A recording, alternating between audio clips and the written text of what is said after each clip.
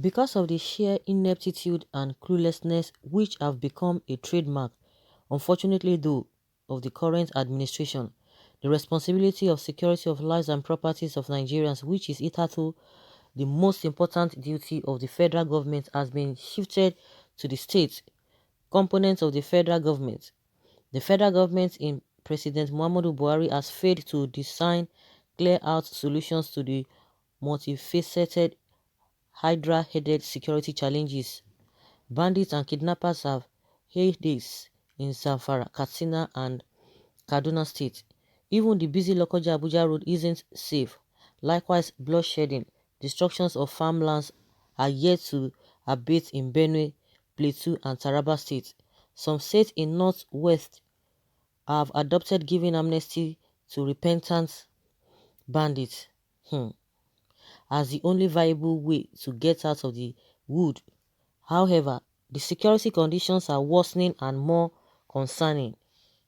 The Western region has adopted a security outfit codenamed Amotekun to combat all security challenges in the six states of the region because of the apparent threat to life and property in Ekiti, Lagos, Ogun, Ondo, Osun, Oyo.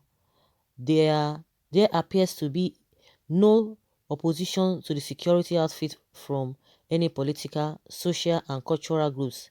Hence, the Houses of Assembly in the state swiftly approved the bills that gives legal backup to the security plan, though the state may be commended for the initiatives to protect their people. It should be known that the weaknesses and helplessness of the federal government have been ridiculously exposed. Also, the success of the outfit will further lure the federal government, encourages, encourages it to continue to slumber. States shouldn't actually watch while things are falling apart.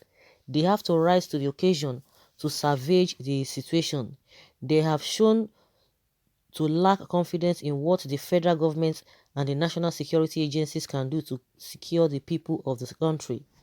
But will the federal government care about the indictments? It hasn't done anything to prove the Southwest region wrong by stepping up security in other regions. Just last week, some bandits stormed some villages in Kaduna State after the vicious attack. 50 souls were lost. The governors in the South-South region seem to have been convinced that the best way to go is the Southwest strategy. Reluctantly, the federal government approved of Amotekun, sending signals to other regions and states to be free to form any security agency. After a meeting in Delta State, chairman of the South-South Governors Forum, Senator Ifeanyi Okowa, while briefing newsmen, said that the forum has resolved to set up own security outfit. Like the Southwest Governors Forum, Okowa said the outfit will complement the police. Covertly, as it is, the forum had, and perhaps the people of the zone have indicted Buhari-led government for being incompetent, weak and without wherewithal to provide security.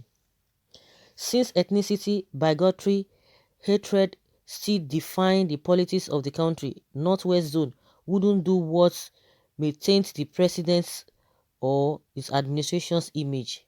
The zone has been grappling with renewed aggressions of bandits, but it can't just deny or pass a no-confidence vote on Muhammadu Buhari. A group in Southern Kaduna People's Union, SUKAPU, recently vowed to defend its people in the spate of killings by bandits. That's an indictment of the federal government. The North Central Zone is the most ethnically divided part of the country, and it may be difficult to bring the six states Benue, Nasarawa, Niger, Kogi, Kwara and Plateau together on the same page. Insecurity is really rife in that part of the country, with violent and bloody clashes between farmers and herdsmen. While it is difficult to unify all interests in the region, a Yoruba socio-cultural group, Afenifere, has asked Kwara State to join Operation Amotekun. Truly, Kwara State is Yoruba dominated. The fact is that Southwest is leading other regions, states to indict the federal government and to bring about security revolution. Wow, this article is written by Timothy for Fabuadi or something. Timothy Fabuadi. So guys, these are the things that are really before us, even as a people.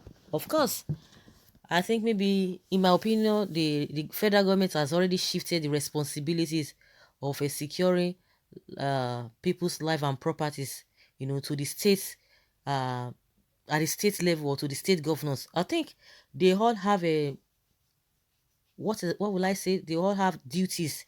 It is their responsibilities to do that, because if we look at it in the other way around, you see that even the so-called governors and the state also, they get security votes. What did they do with them? They still call them chief security officer of the state, though they still deny it. One of them recently, or sometime last year or 2 years ago, denied, or he said he's not going to be answering that title, because that is not what it is. Because according to what he said, is that a situation whereby the governor does not have say. If he talks to the commissioner of police, he has to relate it with the IGP and what have you. Then why is he now the chief security officer, since he cannot control the security in the state? Though people are now saying, if you are trying to exonerate yourself from that title, then the money given to you as security vote, you should also refund it. You shouldn't be collecting it. But that is not the case. When it comes to money and all of that, they don't even go in that line. But in a more serious note, exactly what this writer has said, the government has not even been doing anything concerning this issue of most especially this issue of S-men. Because in real sense, if you look at the whole thing, the state governors, they don't even have that say. And that's why people are saying, let there be state policing. Some people will tell you, oh, if there's state policing, definitely this kind of people that, these people, these politicians that are really power drunk, they will abuse it and they will use it other way around. But what we are saying is that, of course, there's nothing in this life that does not have advantages and disadvantages.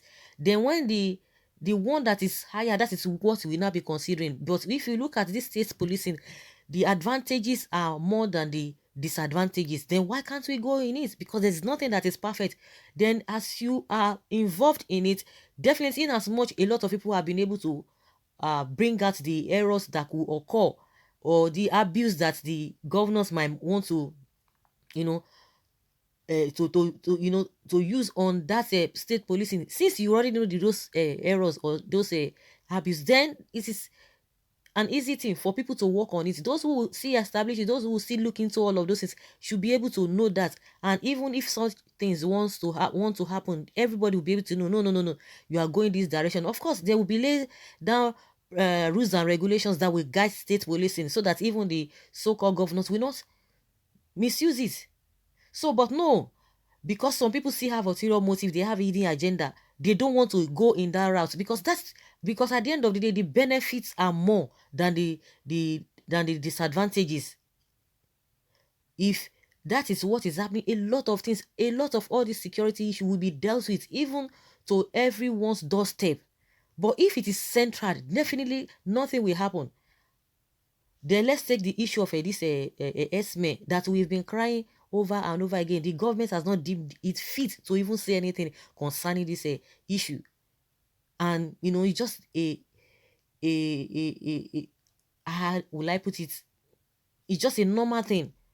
And nobody disturbs the people. Nobody confronts them. The police cannot even do anything. They can't even do anything to them. It is what we have seen, we have experienced, not people trying to make it up. So definitely, if all of these regions are coming up with one security outfit or the other, definitely it shows and it's really discredits the federal government, and even the Buhari himself, that came on the mantra of dealing with insecurity, that is going to tackle insecurity. But what do we have? There is nothing to write home about this whole thing. No wonder no investors have been coming to this country. Who is going to come to a situation where there is no peace? Even the people themselves do not have peace, let alone that you want to come as a foreigner to come and do what? Because as soon as they come, definitely they will see create jobs, and will complain about unemployment that is at its peak. So It's really an indictment, and they don't even care. They don't care. Those who are always saying, oh, they are not supporting the federal government, or they're not supporting the Buhari administration, they are supposed to rally around him. The issue that are on ground that he's supposed to take charge of, is he doing it? No, that is not the case. Even those people too, what are they saying concerning the issues? They don't even mention the issue of this security or insecurity. They don't mention, they don't even go there. They don't dare go there, all of them. They know the games they are playing because they want to please their boss. It's very, very unfortunate. Really unfortunate. So guys, let us hear your opinion concerning what this writer has said, that APC-led Southwest lead others to indict Buhari and federal government.